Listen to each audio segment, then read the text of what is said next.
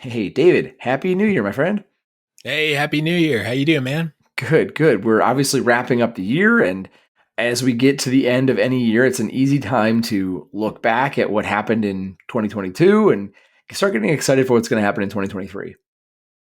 Yeah, there's been a ton of changes over the last year. If we look back on where we started 2022 to where we ended in December, that's been a quite a shift in the real estate market, whether for owner occupants or investors. Particularly knowing there's a lot of crossover there. Those aren't two completely independent markets, or by any means, but so there's a lot to reflect on. And then also a ton of variables floating around. There's a lot of difficulty in making predictions for 2023 now. Yeah, I know you and I have spent a lot of time talking about where things are headed. I mean, we've been doing this all year round because obviously, as the factors in the market change, your investing has to change with it. And so I think we've been adapting to that this whole year. And again, as I sit here, reflect, start thinking about the next couple of months, you really start to piece together, okay, what's going to be happening down the road? And how do I start to plan for that? Yeah, and it's been helpful, I think, to talk with different investors throughout the podcast over the last year and kind of start to pick their brain on what they're seeing in their niche, knowing that short-term rentals may be different from long-term rentals, that California may be different from St. Louis, thinking about how different areas may see very different things. And so I think it's been helpful to kind of get that sampling of what people are thinking because, to some extent, the trajectory of the last several months, I think, is going to hopefully leave clues about where we're going in the next several months. And then those different perspectives and trying to think through the thought process that different people are sharing and the variables that they find important help me to hone in on the variables that I need to be thinking about in my market for where the next few months are going to go. Yeah, I think especially when you talk about some of the bigger factors, the sort of global or the national level factors like interest rate, maybe rent rate, housing supply, housing prices. If you can look at those globally and watch the shifts there, then you can start to figure out locally what might be going on for you. And I think that's kind of where I'm at right now is looking at globally what's this trajectory looked like, and then how do I apply that to my own market. And a few months back, I was listening to an episode of Planet Money podcast, which shout out to Planet Money, love that podcast. And they did this great thing where they brought on some economists, uh, you know, experts in their field, and they asked them to predict things. They said, make some wild predictions about where we're going to be in 6 months.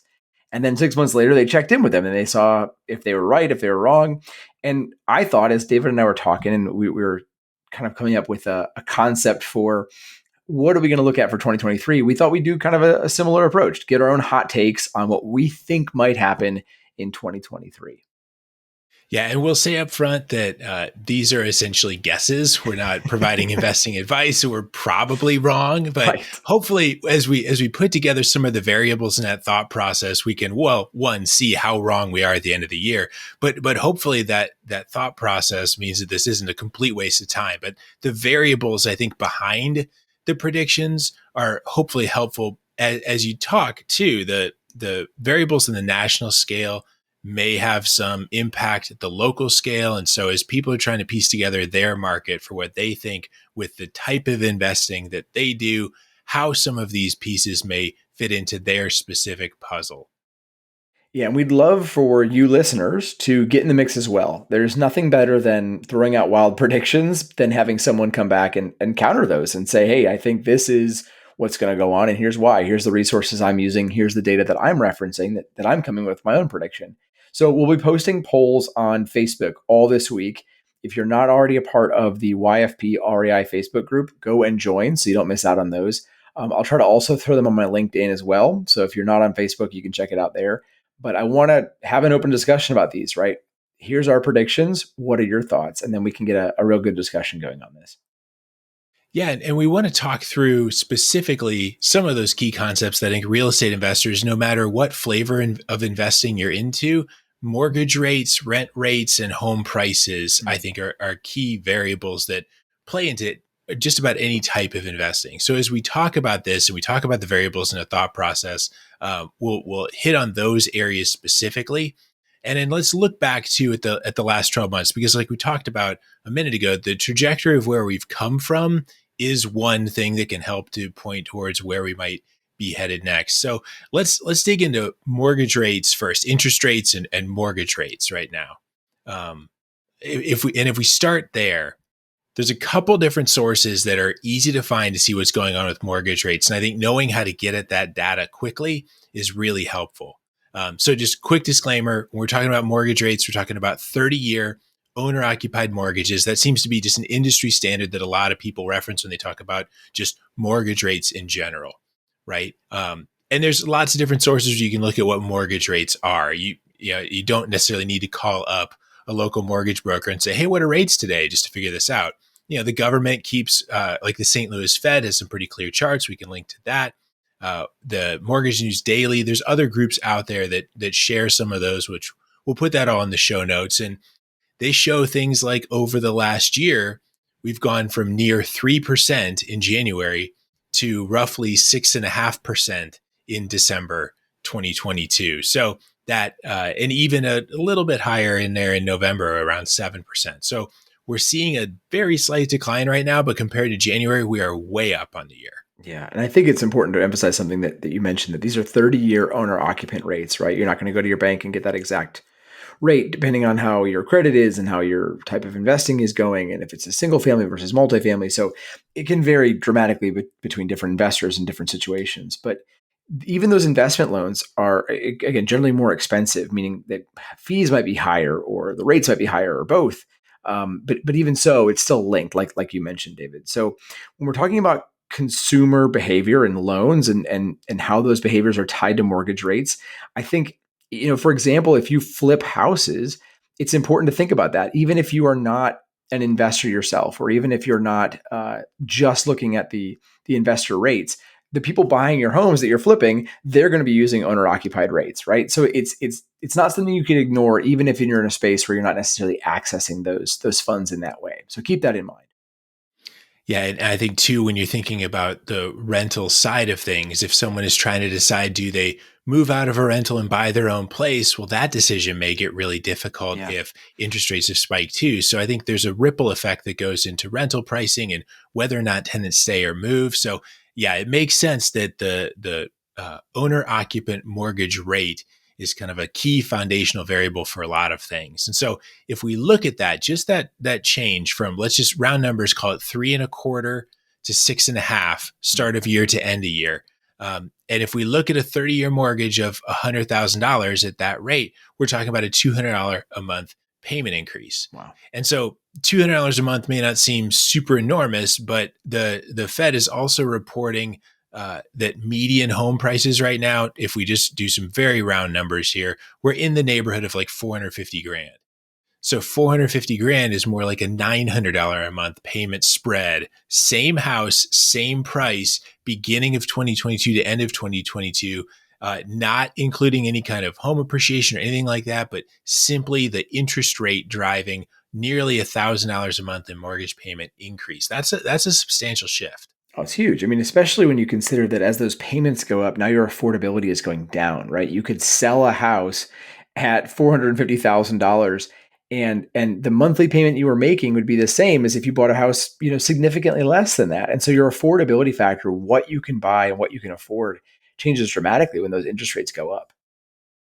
Yeah, so I think there's several things that could play out from that, and we'll have to see kind of how this goes. But there are people that may have at one point said, "Hey, I think $450,000 might be affordable." Mm-hmm. If we just keep using that example, maybe they're now saying, "Well, hey, I now think 300,000 is affordable," Yeah. or they just get sticker shock at the rates because we've been so accustomed to lower rates lately that they're like, "Well, I don't want to buy that. I'm going to sit on the sidelines for a little bit," or I'm going to buy a starter house or a lesser house or something, and then I'll buy that $450,000 house someday once the rates come back down. So there's all kinds of not just math, but emotion that goes into that as well.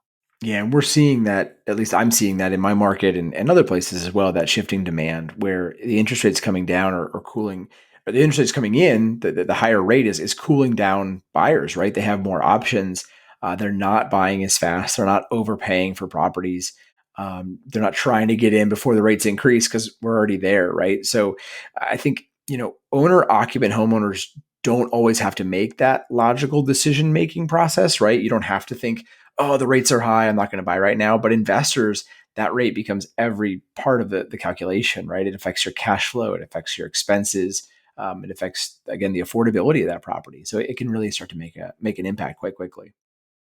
Yeah. And I think that there's a real importance there about, as an investor, trying to do that math and trying to separate yourself from the emotional attachment that, Nate, I'm sure as a realtor, you've watched people walk into a house and you're like, oh, this is beautiful. I love the layout. I love the paint colors. I love the kitchen, right? And people just fall in love with a house and they may be tempted to overpay for it because it's where they're going to live. And that may be fine because it's Yeah. their house. They're going to live there. But that's a lot tougher of a decision when you are buying an investment property. That emotional attachment can really hurt you when it comes to the numbers. So yes, the numbers on the interest rate there, that ripple effect playing into so many of these other variables, and I think that that particularly playing into housing prices is going to be a big story for 2023 as well. Yeah. So, all right, let's put our money where our mouth is, David, and make a prediction. Let's do the first one. So knowing how much volatility we saw with interest rates this past year, what do you think? What do you think interest rates will be December 2023, a year from today? Okay, so predictions that are almost guaranteed to be wrong, right? You But still have to do it. yeah. So we're recording this in mid-December, right after the Fed announced the rate hike that they were expected to announce, Mhm. and they hinted then that they may not pull back on rates until 2024. So if the Fed is looking to continue increasing rates and not pull back, I know the Fed doesn't directly set mortgage rates, right? There's several steps in between. There's all kinds of other ripple effect there, but the Fed rate does play into that. So all that to say, based on where those rates are headed, I'm not confident that interest rates will be any lower than they are today at the end of the year. I'd love it if I'm pleasantly surprised and somehow we back down sooner and we get rates to increase affordability. But at this point, I'm not expecting anything lower by the end of the year. What about you? I'll be a little more optimistic. So I think if you look at some of the spread that is occurring right now between the Fed rate and then the mortgage rates that we're seeing, I think a lot of lenders are pricing in a pretty big spread, bigger than they've ever been pricing in before, because they're worried about what's going to happen next year. And I think they overinflated that a little bit. And again, probably going to be wildly wrong, but I'll put it on record. At least I'll give it a try. I think 6%. I think 6% is the normal. I think truthfully 5.5 to 6%, but I think where we're going to end up in December of next year is around 6% as that sort of normal rate for a housing mortgage. And I don't think you're going to see that change dramatically over the next several years. I think it'll be between that 5 and 6% number for quite a while. So that's my number, 6% December 2023. Okay. So as a reminder, we'll put this all in the YFP Real Estate Investing Facebook group. We'd love to hear your thoughts. You can tell us exactly how wrong we are and where you think you're going to go and what your predictions are and kind of then what you're basing your investing off as well. So yes, we'll steer towards the Facebook group. Please keep the conversation going there because I'd love to hear more opinions than just our two opinions here. Absolutely.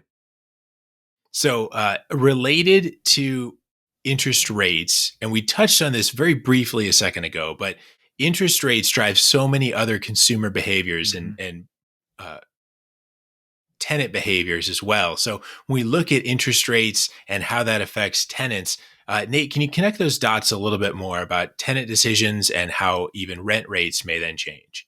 Yeah, I think one of the things we've been seeing over the last year, especially, is really rapidly rising rent rates. And some of that is because over the last 2 years, truthfully, ever since April, May maybe of 2020, it's been harder and harder to buy a house, right? Limited inventory, houses are flying off the shelves, people are overpaying. And now we're getting higher interest rates, which is making it more difficult for people who were right at the cusp of affordability to be able to go in and afford that home. And stack that up with rising inflation. And now your dollars that you've been saving up for your down payment isn't going nearly as far. And all of those factors, I think, are leading to more people having to rent, right? And so now when you've got more renters in a pool, basic supply and demand, that price is going to go up as that demand goes up. So we're seeing it already. Prices have been rising in some areas dramatically year over year. But again, I think that is the major consequence of all those factors starting to add up, and people are getting maybe stuck when they were ready to buy a home before, and now they have to rent for another year or whatever because they're just not ready to do it. Yeah, and there's all kinds of news stories out there that describe that huge increase in rent rates over the past year or two, and that enormous rate of growth also seems to be slowing a little bit. So, Mm-hmm. which also doesn't seem unreasonable. Some of this enormous price increase and enormous rent rate increase, that's not sustainable in the long term. That's got to calm down eventually. So the fact that that's calming down and getting less wild and more sustainable is probably a healthy thing as well. So I don't know that we should necessarily be betting on, as investors, that we should be betting on rents to drastically increase year over year continually. But maybe a little bit of a calming is what we're seeing most recently. But I think too, if you look at that calming, I think some of it is because people are changing their behavior, right? They're reacting to the rent rate increase and making changes, right? They're living with more roommates or they're living with their parents. I saw a stat just the other day, a news article that 50% of people aged 18 to 29 are now living with their parents, right? So all of a sudden you've taken them out of the renter pool. I don't know about you, but pretty much every year from 18 to 29, I was renting somewhere, or I owned a house at that point. So that's a big change, and we're seeing places like California introducing legislation trying to give people more options for places to rent out, give them more accessibility to what they call additional dwelling units. Very popular in California. I know a little bit about Senate Bill 9, which was produced out there in 2022, that basically give it slacken some of the restrictions on building ADUs so that they can have more people in smaller areas, right? Not allowing HOAs to restrict the construction of additional dwelling units, streamlining the approval process so that you can get those up and running much faster. So we're seeing more people, I think, crowding into less space just out of necessity at some point. Yeah, I think that that may shift some of the supply issue. I think we're also seeing some kind of wild things on the demand side Mm. because if people are saying like, I don't know what's going on with housing prices. If housing prices may drop, is this a great time to buy? If interest rates are really high, is this a great time to buy? Maybe I should just stay in this rental for a little bit longer, or maybe I should go rent for 2 or 3 years intentionally and then go buy a house. Like I'm hearing more discussion about that too. So I'm also wondering if we're seeing increased demand for rental properties, and it'll be interesting to see if kind of the new construction, the ADUs, people living with roommates, if all those factors uh, mitigate that demand, or if the demand just overruns all of that. Yeah, I truly think it'll probably overrun that, but it's interesting to see some of the ways that people are trying to combat that increased demand in areas where you can't find a place to rent that you can afford. It's getting to be too much. Yeah, absolutely. So if we're going to turn this into predictions, I think that this is one where my prediction is that this will be highly market dependent. And there Hmm. will be areas that have either recently enacted rent control legislation, or areas where the ADUs and the new construction are just going like wildfire, and other areas where there's a lot of restriction around that, and the supply of rental properties is just really slim. And so I think this is going to be drastically different in different places. And some of the higher rent areas where this has been really under the microscope lately, I think that's where we'll see the greater softening than other areas. So I agree, David. And I think I'll take it a step further, and I'll say that the markets that are going to they're going to see rising rents are going to be those that are already what I would call reasonable rates, right? Where they're below the national average. I think those places are going to become the more affordable locations, and so you're going to see people moving to those locales. And the places that are higher rent rate, they're going to get hit hard. One, because the rates have gone up and up and up. And again, when you look at the percentage increases across those higher cost of living areas, they're just becoming unsustainable. And you're going to couple that with probably the reactivation next year of student loan payments. And so people that had any disposable income, that was being kind of salvaged with those freeze on student loan payments for the last 2 years, now all of a sudden they're going to be popping up. And now a $2,500 a month apartment does not look nearly as good as a $1,500 a month apartment when I've got the student loan payments coming in. So again, my gut is that by the end of next year, you're going to see a drop in rent rate for the higher cost of living or A and B neighborhoods, and more of a flattening to maybe even a slight rise in the B, C kind of neighborhoods. Yeah, I think there's a lot of parallels to what you're saying there to where I think we may see some changes in house pricing. Mm. Not to tip the cards too much on some of our predictions, but right. But I think there's a lot of parallel between rent rates and house pricing too. So let's unpack that as kind of the third thing we want to talk about then is the house pricing. So this is definitely something that has been a lot in the national news as we've seen. I've heard numbers in the like 20% type of annual growth in housing prices during the pandemic. And that's, I mean, just wild and unsustainable, Mm. and certainly outpacing inflation, right? Yeah. When we talk about inflation being high, we're still talking numbers in like the 7, 8, 9 range, not the 20% range. Yeah. And so certainly if we look back, I know you had pulled some numbers before we hit the record button here, but looking back over the last 50 years, we're seeing, somewhere in the double range for what home prices have done compared to what inflation in general in the market has done, right? Yeah, and I think it was interesting. I pulled a stat that if home prices had been growing at the same rate that inflation was, and again going back to 1970, then if you'd been following the home price and if it matched inflation, the median home price today should be about $177,000. And like you mentioned earlier, we're sitting at $450,000. So we're really outpacing inflation. I mean, we're really outpacing wages as well, but we're drastically outpacing inflation when it comes to the actual price of homes.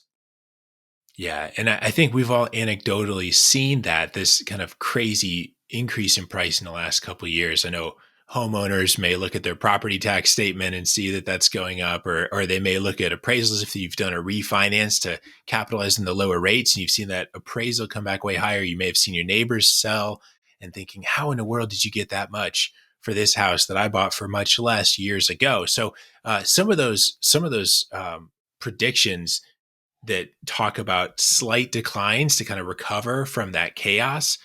uh, I don't know that that's necessarily real far off. Those Some of those predictions have been slight, and some of those predictions have been kind of crushing declines with everything in between. So, with house prices, Nate, I'm curious where you think we're going to be at the end of next year. Yeah, I think next year will be, and again, I hate to pull a Tim Baker and say it depends, but I think it's going to be market specific again, where the areas of the country that are higher cost of living, like we were mentioned, that have really shot up in price, the places where you were talking about people paying 100,000, 200,000 over asking, uh, those are absolutely going to pull back. We are going to see 20 to 30% declines in those markets. I truly think that, because I think it's just the affordability game is not going to be there. You're not going to be able to sustain that. And if people need to sell in any of those locations because they can't come up with a housing payment anymore, because again, student loans become due, or now their car loan is, I saw yesterday, the average car loan is 9.5% as the interest rate for your average car loan. So, like, all that consumer debt is going to catch up eventually. And if people have to sell those homes, now the prices are going to have to come down. So I think higher cost of living, we're going to see a 20% drop. I truly think that. The lower cost of living areas, or the areas that didn't see that level of crazy inflation or crazy jump in prices, I think those are going to stay pretty flat. I think demand is still high for housing. There's still a huge demand for housing in the country. And so I think those are going to actually stay pretty flat by the end of the year. Yeah, I would think that the different price points reacting differently makes a lot of sense, particularly when there's a lot of first time home buyers out there that are Mhm. looking to buy that house. They want to eventually move out of their parents' house. They want to eventually move to a new city with a new job, and they may not want to rent. There may be others that are downsizing, trying to find something more affordable. So I think some of those lower price point houses, sometimes referred to as the starter homes, right? Yeah. Like those starter homes, there may be more demand there. And also, when we talk about supply and demand, not a lot of new construction in that space compared with some of the more medium price point or higher price point homes. So, from that just pure supply and demand standpoint, I do really wonder if the neighborhoods in a market that are below average price or below medium price, like that may be where we see increased demand and people pulling away from those higher price areas. So I agree, market dependent, is going to be a huge factor. I say price point dependent, I think, will be another huge factor, particularly like we talked about just a minute ago with mortgage rates. If the person looking at the $450,000 house isn't looking at a $450,000 house anymore because that payment Yeah. is drastically higher, then they may be saying, let's go with a lower price house. And so there may be a big push there.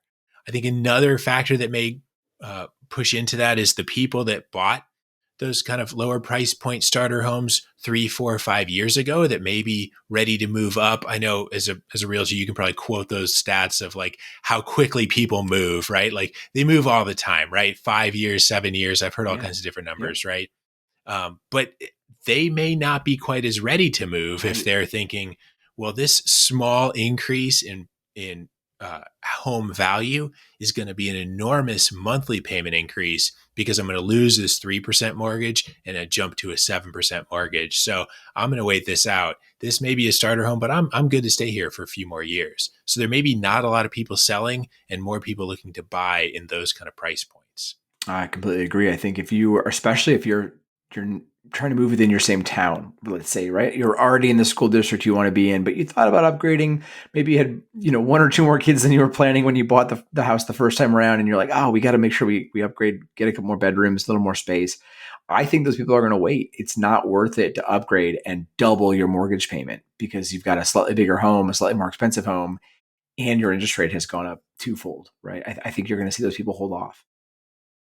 Yeah. So I think that being said, again, we're probably super wrong in our precise predictions, right?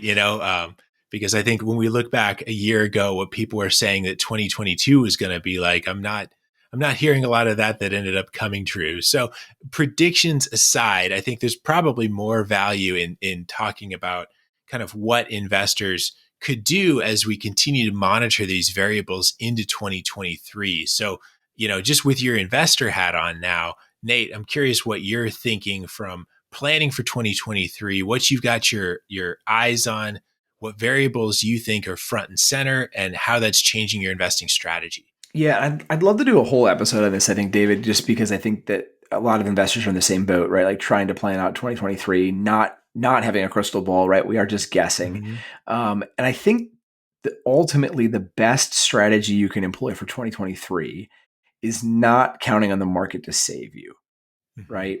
With a Yeah. 20% plus appreciation in the last couple of years, it was possible to buy a house, fix it up a little, buy it wrong, right? You bought it for the wrong price, but you still saw gains. Everybody looked like a genius, right? Because you would buy a place and the market would just pump it up without even doing anything. Um, and so I think that going away is going to make it more difficult.